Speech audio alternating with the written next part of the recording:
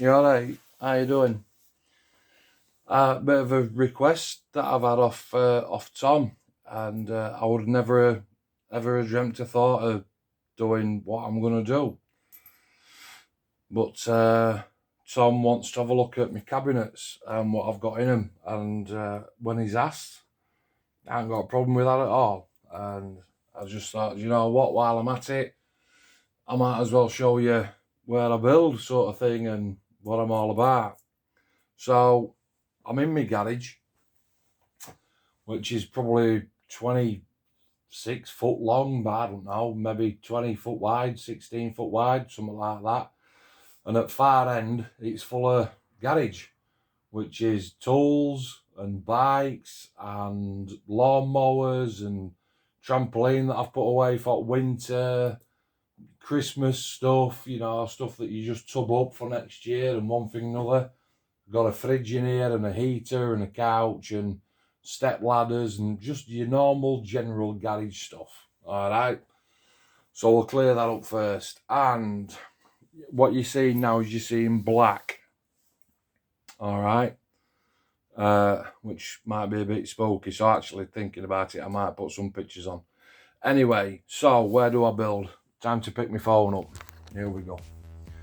So this is my bench. I don't really want to catch back end. Let's start here. All right. That's a part of my paint supply, right? And you're looking at that and you're going, right, why has Mark got Tamiya paint in dropper bottles, the same as the Vallejo bottles? What's that all about? Well, the simple answer to that is basically I can't stand Tamiya paint in glass bottles because unless you're using pipettes all the time, which, you know, you can clean them out sort of thing, but over a period of time you do end up just pouring it into your colour cup, and that leaves a stained outside of your glass jar. That knackers the thread up on the lid and the glass jar, and before you know it you can't get lid off. So I bought off eBay, Tamiya paint comes in 10 millilitre bottles, and when you fill it up, it fits into a 17 mil. They're 17 mil bottles. It's on a Lazy Susan, look. And I'll show you some more of them in a minute. So basically I dropped all my Tamiya paints into dropper bottles. Not all of them, but the majority of them. And there's a Lazy Susan under there. And it's just some MDF with some pegs in, all the way down, Lazy Susan at bottom. And when I sit here at my bench and I'm getting ready to spray, I can just, if I need a grey, I can whip it round, mate. Okay, and that's where my paints are. So that's that.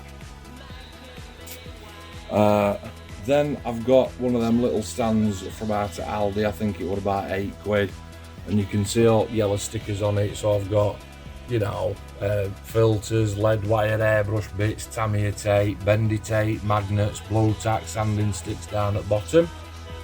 And then I've got all my old paintbrushes in there, because if you've watched my last video, I've treated myself to some new ones. So that there is actually a CD rack on its side, right? Of course, who has CDs in house anymore? Certainly not me. Definitely not one to throw stuff away. So there's actually two there. One's facing the other way, and that's full of bits and bats, and the one that's on this side, that is full of all my stuff. So let's start at bottom. Gloves, must have. I've got a little glass jar there, that's full of ISO mixed water. Then my paintbrushes, obviously, inside of my paint. My cotton buds, and just above that, I've got my airbrushes. My lacquer thinner and my normal thinner. And then at the back of that, I've got some cocktail sticks, some no glue that I'm going to try. My, Tamiya glues, my little 3D printed thing with all my soles and sets in, and then just rubbish at end. And then on top, I've got one of my 32 tornadoes. I've got my MA, which I think I got from the range. I think they're about 75 pence a piece. And sometimes I put them on my photos. My airbrushes that you've already seen, and my Typhoon, which is flying. Okay, now the reason that the brown dowel rod in there is not acrylic is because the acrylic rod is actually there, and that's on me 1-in-24 Stoker. You can see bikes and what have you in the background now, can't you? My little Tornado, my Stoker engine on my, I made a black cross, look, okay. Then I've got a Zokimura, I think it's a P51, I can't remember. And this bracket here, this is my stand, and that's what I just slip my phone into when I am doing a little bit of a chat with lads. Onto a 1-in-24 Spitty, which to marry up with the Stoker there on the black cross, I've put that on a round base with a sticker that I got off eBay for about £3. Spitfire engine, and again a replica medal. I've got my little gas fire because it does get a bit chilly in here, and a little bit of bubble wrap in case I need to ship anything off. My bin under there for all my bits and bats, all my rubbish, my Tornado box, because I am currently building that, which is, let's have a look, it's that one. Okay, the Hobby Boss Tornado IDS, 1-in-48. And when you look at that and you go, what chuffing hell's that? So basically what that is just a length of 4x2 with some slots cut in it. And then what you can do is that you can put all your sprues in and you can letter them all up, so that when you're looking through your instructions, you're not having to dig about in a box. Because if I need a part off sprue D, there you go, I just pull sprue D out, take my bit off and put that back. Simple as that. And that's quite a long one actually. I do have, let me just see if I can find it, and I can. I have got a small one, which is that, exactly the same. I've just rounded edges off, but it's basically a bit of 4x2 with some slots cut in it. And again, just to show you, just stands up like that, look, dead easy. Okay, so that's that, so I can put that back. The reason that I'm using the big one today is obviously because there's a lot of screws in there. Now, I have got one of them metal toast racks, but I just prefer this one. Alright, what else have I got? Right, so, just underneath my desk, I'm just going to get that out. I've got a tub, and you can see in there, it's all, it's my decal tub.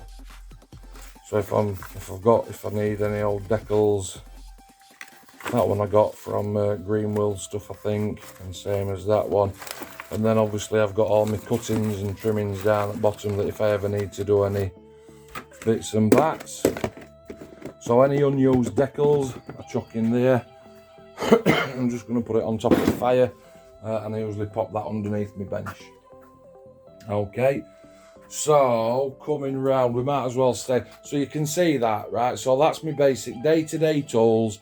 I'm sat here in my nice chair. I've got a big, it's my old dining table actually, and this black stuff, it's one of them rolls. I think I got it from B&M, and I went for a black granity sort of type effect this time. And it covers, it sticks on, it's self-adhesive. Okay. And it just keeps the table sort of fresh looking.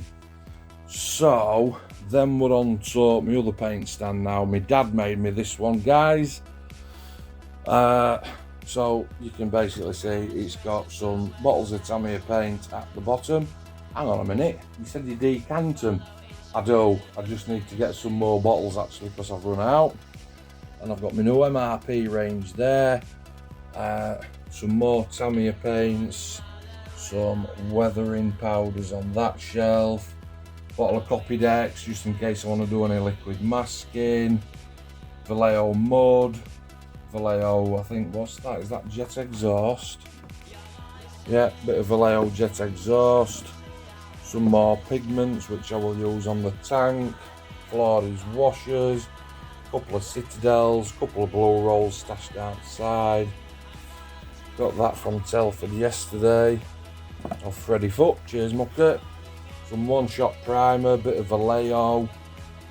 Don't use that anymore. I use proper gloss. Bit of Caterpillar yellow, which I will show you down on what I use that on in a minute. Bit of Vallejo stuff. Marmite, thanks Tom for that. Tom Grigger, if you didn't know who he is, get on YouTube and have a look. My Humbrolls, and then at top, just my bits and bats. So that's that, look. So that's my stand and my dad. My dad made me that. And then finally, so onto the cabinet. So if I just stand back a little bit, I've got lights on. I know that light's going to be bouncing 1, 2, 3, 4, 5. And they are a bit mucky actually. I do need to clean them. So what I shall do is I'll crack each door open one at a time, just to show you. Alright. So down at bottom I've got a, let me have a think, it's a Tamiya 1 in 48A10 that I did an invasion stripe pattern on. Okay, went with that one.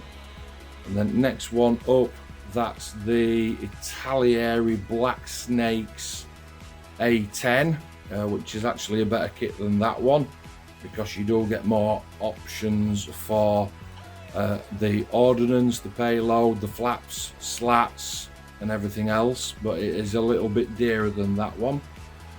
And then just outside of that I've got the Mini that I did, and again that's on a video a little bit further down my video list. That is my Southeast Asia Phantom, and basically a couple of years ago I was ready for jacking all this in because I couldn't be bothered anymore, money was too tight, and a good mate of mine, James Banff, said, "Mark, don't jack it in, mate, I'll send you a kit up." So he sent me that one up, so I knocked that together and it sort of kept my mojo going a little bit. So I've got James to thank for that one, so cheers pal. And then we're up to Tornado. So I've just finished this one. Now I can't remember exactly what's what on these. All I know is that they are all Revel kits, GR4s with markings on and some unique schemes on, but when I come across my cabinets you'll find that I do actually like the old Tornado. So that's literally cabinet number 1 done. Okay, then at top of cabinet number 1 I've got my little douche model, which is what I use just for testing my paint. At the back of that I've got a Hobby Boss 1 in 48 Tomcat, which is a fantastic kit. There's a video for that one as well. And then just above that there's a What If Tornado that I just decided to do in invasion stripe along with a Union Jack tail. I know it don't really look like Union Jack, which is why I didn't really publish that one. And then at the back there I've got one of the first Tomcats that I did, and I did that in the Blue Aggressor. Okay, but that was rattle canned, and obviously I've moved on since then. And then just here you can see there, so I'll pan out a little bit for you. So that was one of the, first? It was the second Revel 1 in 32 Tornado that I did. And you can see that that is double firing off a missile. And they're probably a bit dusty, to be fair, on top. You've got to remember, I'm sat in my shed. Alright. Opening cabinet number 2 for you, mate. Let's start at bottom again. So I've got a 1 in 72 Italieri Dakota, again in invasion stripe. I might have just covered my microphone up on my phone, so I'll switch hands. I've got a Hasegawa Reeboks of a Harrier, 1 in 48 Harrier, and that turned out really, really sweet, did that one. That's a great kit. If you can drop on that one, it's a fantastic kit, and that's in 41 Squadron. And then that one there, that's the Huey that I literally finished, a month or so ago.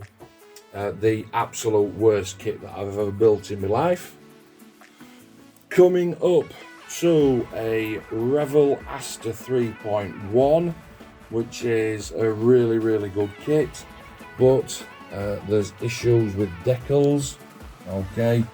Really, really thick are the decals, and they don't fit and they don't conform, which was a bit of a pisser.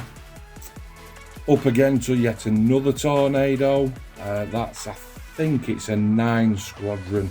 But you can see that I had a little bit of nose art onto majority of my stuff.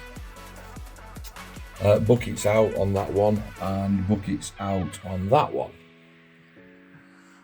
Coming across, in fact, I'm just going to pop back up. The club that I am in, a couple of years since, we did a bit of a bucket collection on the streets for cancer research, and I think we managed to raise, it's in there somewhere, £128.59 just by checking buckets. Third cabinet, which is the one that I sit at the back of, flogger down at the bottom, and a tiny little 1 in 144, I think it is, I'm not quite sure what that is. The flogger kit, again, there's a video on for that. On my list, just above that is George's space shuttle that barely fits in.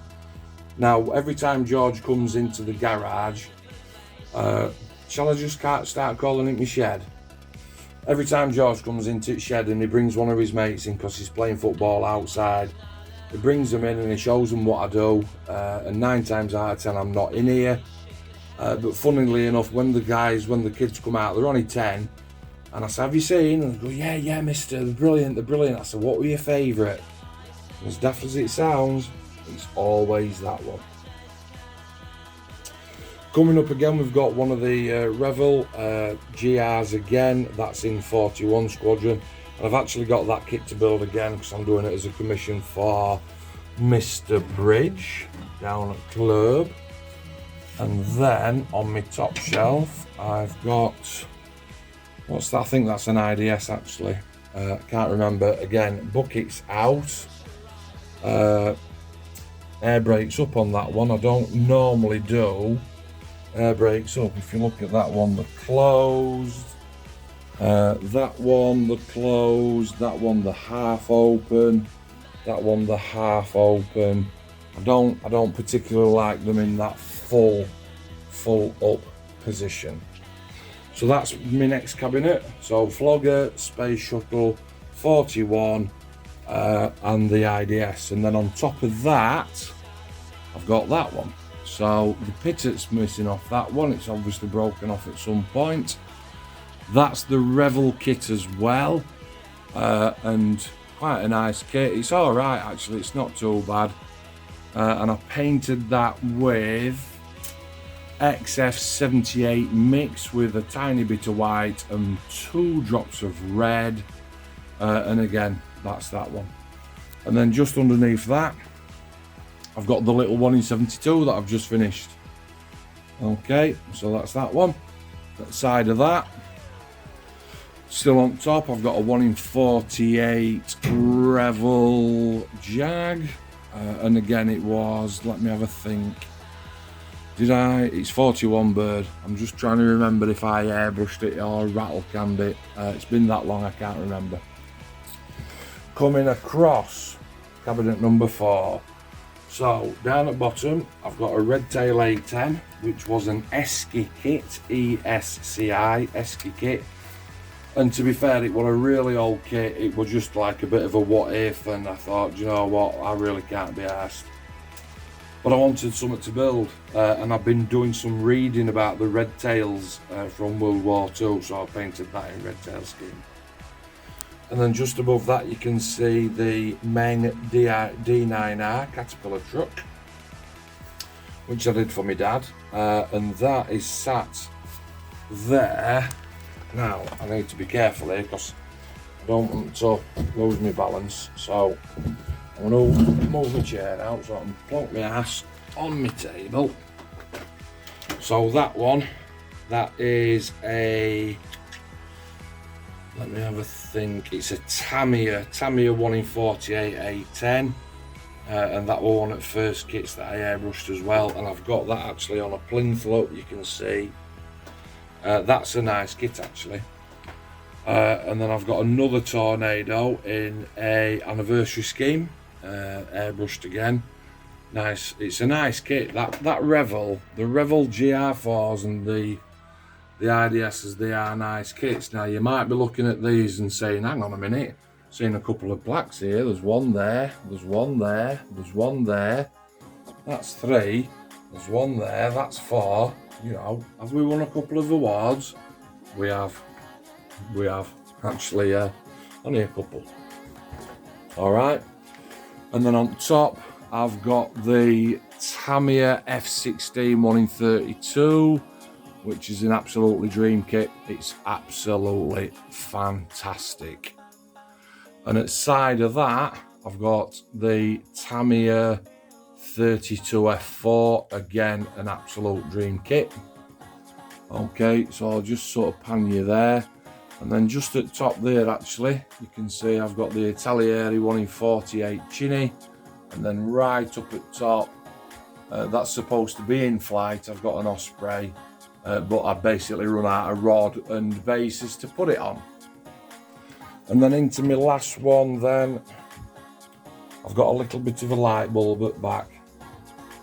So I've got my, let me just turn that light off for you. If I do that, and if I unplug that, you get a better picture. So I've got another Tornado there, GR1 Pinky, painted with MRP 185. Absolutely stunning paint, which is why I've been out and bought those other bottles. That is a Great Wall of Hobbies GWH 1 in 48 F15 Eagle. Again, gorgeous kit, and you can see there that you get all the nose bay options open and the nose. Then I've got a, now then what's that? I think that's a Tamiya F4 with a second place medal at side of that. Airbrushed again, that was one of the first kits that I did.